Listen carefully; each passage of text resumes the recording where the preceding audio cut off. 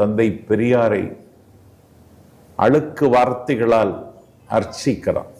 தற்குறிக்கு தலைமை தாங்க வேண்டும் என்றால் அவன் சீமான். தவிகவின் தலைவர் விஜய் எந்த இடத்தில் கால் வைக்கிறாரோ அந்த இடத்தில் நாம் தமிழர் இயக்கம் செத்து விடுகிறது.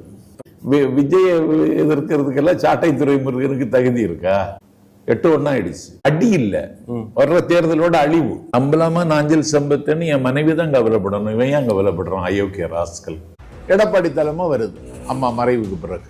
எருமையை ஏத்துக்கிட்டாலும் எடப்பாடி ஏத்துக்கிட மாட்டேன். டிவி கேட்கிறது கட்சி மாறினது இல்ல. சீமான் தான் தமிழ் தேசியத்துக்கு அத்தாரிட்டியா? அவன் ஆண் மகனாக இருந்தா ஒரு அப்பனா பிறந்திருந்தா நாளைக்கு தனித்தமிழ்நாடு வேணும்னு கேட்க சொல்லுங்க. அதுக்கு பிறகுதான் தமிழ் தேசியம் கேட்பானா? அவன் ஏன் தனியா நிக்கிறான்னு தெரியுமா? இன்னும் 400 தொகுதி இருந்தாலும் தனியா தான் நிற்பான். அவனுக்கு தேர்தல் என்பது அறுவடை காலம், எனக்கெல்லாம் விதைக்கிற காலம். ஐயா விஜயலட்சுமியே வைக்கல, வேற யாரும் வைப்பா? பிறந்த குழந்தையை போல அழகாண்டவன் இந்த நாஞ்சில் சம்பத். என்னுடைய பொது வாழ்க்கையில் நான் யாருக்கிட்டையும் போய் கையெட்டி நின்னதில்லை. சேகர் பாப்பிட்ட மட்டும் ஒரு 50 லட்சம் கேட்டேன். எதுக்கு? என் பிள்ளைய படிக்க வைக்க. அவன் தரமாட்டுட்டான். கோச்சிட்டு வெளியே வந்துட்டேன். 25 கூட்டங்களை ரத்து பண்ணிட்டாங்க. என் வயிற்றுல அடிச்சிட்டாங்க. யாரு? அசிங்கப்படுத்திட்டாங்க. அப்ப நீங்க தான் துப்புனா தொடச்சிட்டு போயிருவீங்களே, அப்புறம் என்ன அப்படின்னு கேட்டா, நான் அது பொதுவாக நான் துப்புனா தொடச்சிக்குவேன். அது தொடக்க முடியாத அளவுக்கு சளியோட சேர்த்து துப்பிட்டாங்க. அதனால அது வலிஞ்சிருச்சு மூஞ்சில.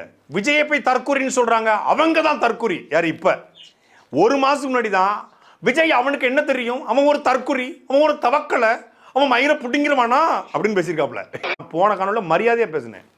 மரியாதைங்கிறது எவன் மரியாதை கொடுக்குறானா அவன்கிட்ட தான் மரியாதை கொடுக்க முடியும். மரியாதையே கொடுக்காத ஒருத்தன்ட்ட மரியாதை கொடுத்தா அது மரியாதைக்கே கேவலம். எல்லாரையும் அவன் இவன் 8.2 விழுக்காடு வாக்கு எடுத்து ஒட்டுமொத்தமான தமிழ்நாட்டு மக்களால் கொண்டாடப்படுகிற ஒரு தலைவனை 8.2 விழுக்காடுலாம் இருக்காதுங்க. 1 விழுக்காட போயிடும்.